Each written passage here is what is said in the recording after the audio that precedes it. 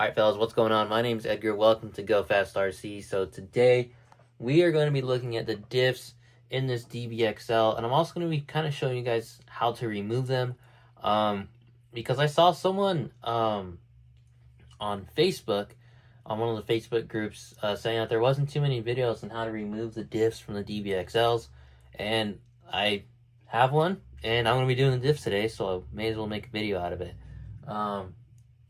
So it's not going to be too hard of a process. Obviously, the first thing you're going to have to do is remove the cage, as well as the wheels and tires, so we'll get that knocked out really quick.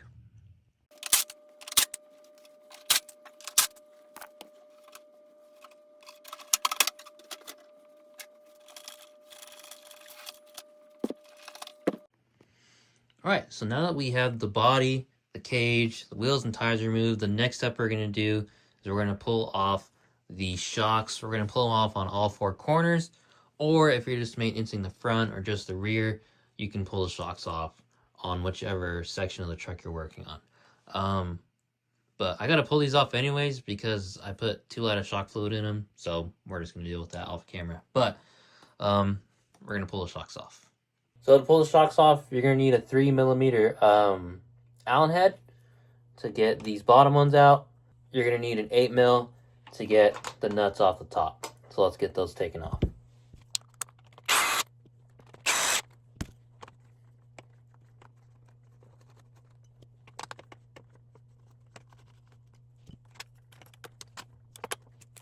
So once we're at this stage of tearing everything apart, now we're going to actually want to remove the front end or the front clip, whatever you want to call it, from the truck. And it's going to make it a whole heck of a lot easier to access that diff. So what we're going to do is we're going to pull these two off here on the top plate. And then we're going to take these four out. So 1, 2, 3, 4. And once we do that, the whole front end will lift. And then you can't forget these guys as well. These turnbuckles that go out to the wheel, we're also going to remove these as well. So that way we can leave the whole steering system intact and not have to readjust all of our linkages. So let's do that real quick. And again, you're going to be needing a 3mm Allen bit just to get all this stuff taken out.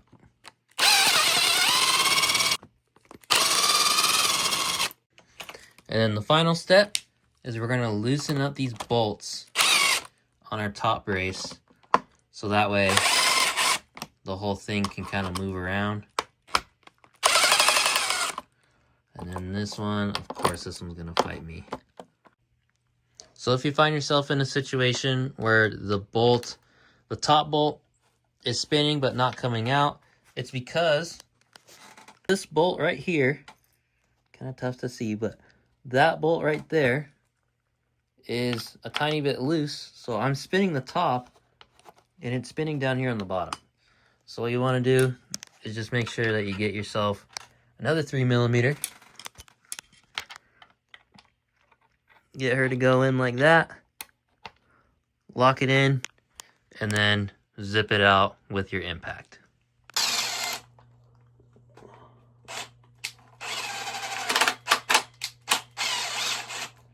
Okay. Came out the bottom, but it'll give us the same results.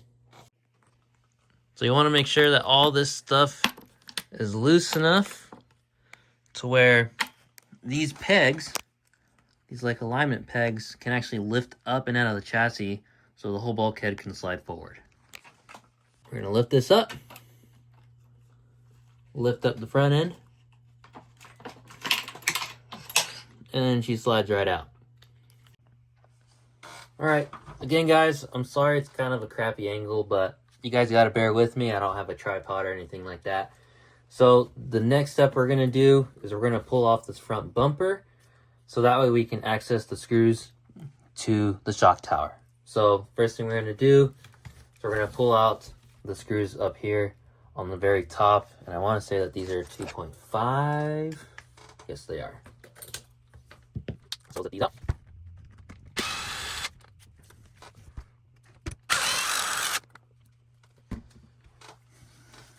And then we also have 2 bolts down here in the bottom that secure the bumper to the bulkhead as well as the A block to the bulkhead. So I'm pretty sure that these are 4mm. Or are they 3? Might be 3. Yes. So these are 3mm down here in the bottom. So we'll zip these out. Right there.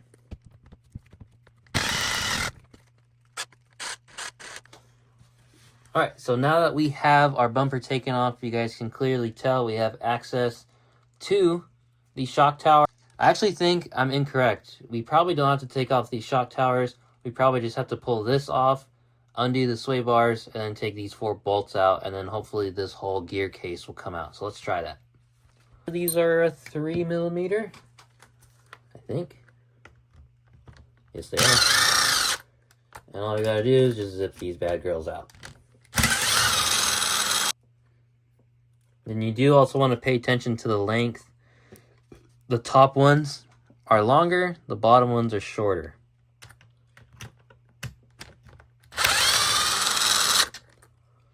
See that? Bottom ones are shorter, top ones are longer. Keep that in mind. Right, so now in theory, just like that. And sleigh bars, they're gonna be assholes. Oh, okay.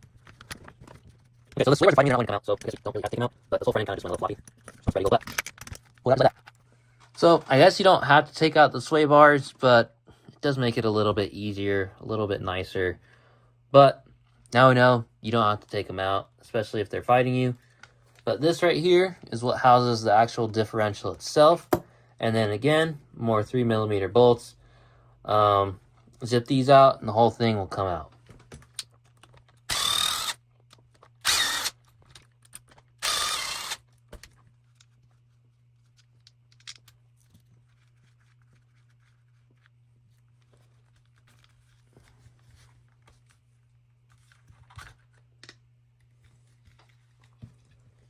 And boom, there is our beautiful, lovely greased differential.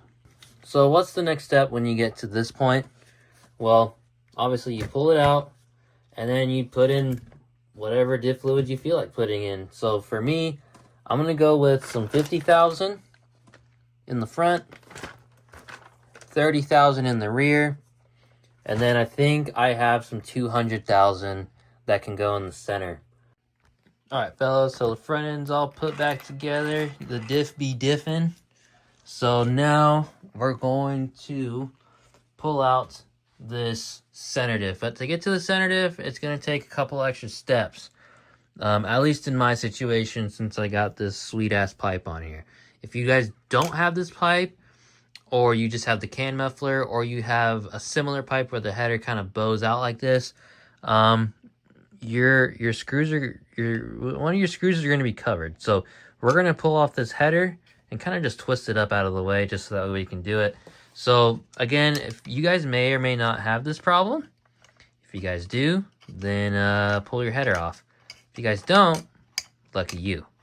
So I'm going to pull this header off and then we should be good to go. Luckily, I have my trusty little T-handle here. So that way I don't have to try to get my impact in there. So that side was easy enough. And since we're in here, I'm also going to replace the exhaust gasket because I have spare exhaust gaskets. So we're just going to replace it. Alright guys, so I really hope you guys are starting to catch on to the trend that a lot of these bolts are going to be 3mm. Oh wow, that was pretty long. We're going to undo these.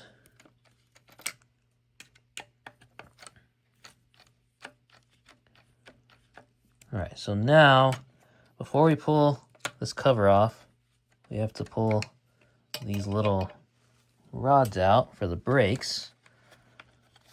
So that way, we can actually pull it out. Otherwise, it's just gonna kind of stay stuck on there. See? Just like that. She comes right up. Then we'll get our center diff pulled out. Alright guys, so do note that these screws do have to come out, and this guy does have to lift up. It's super tight, but it does have to lift up. Just like that, in order to get the center diff out. Take out these two screws, pull it out, and then the center diff will come out. Just know that it is really tight. You do have to fight it a little bit before it'll come out, but it will come out just taking apart what we took apart right now. All right, fellas, so now that I got the center diff out, you guys should be able to tackle the rest of the truck on your own. You guys know how to pull the center diff out. You guys know how to put it together since you guys watched me pull it out. And you guys also know how to pull the front apart, how to put it back together. I believe in you guys. If you guys have any other questions, do let me know down in the comments. But until next time, I'll see you guys soon.